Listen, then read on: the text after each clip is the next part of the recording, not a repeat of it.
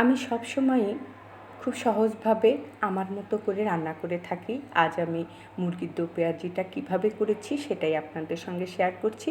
প্রথমেই আপনারা দেখতে পাচ্ছেন আমি পেঁয়াজ ভেজে নিচ্ছি। তারপর একে একে যখন পেঁয়াজটা একটু লাল হয়ে আসবে তখন আমি আদা রসুন বাটা দিয়ে দিব। দেখতেই পেলেন আমি আদা রসুন বাটা দিয়ে সুন্দর মতো পেঁয়াজটাকে ভেজে নিচ্ছি। এরপর আমি একে একে হলুদের গুঁড়ো, মরিচের গুঁড়ো আর ধনিয়ার গুঁড়ো দিয়ে দিব। এখন কিন্তু আমি জিরার গুঁড়ো দিইনি, নিশ্চয়ই খেয়াল করেছেন। এরপর একটু পানি দিয়ে আমি ভালো করে কষিয়ে নিলাম। এরপর আমি গরম মশলা দিয়েছি। তারপর এসে আমি জিরের গুঁড়ো দিলাম।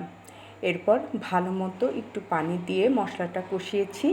এরপর আমি মুরগিটা দিয়েছি, দেখতেই পেয়েছেন।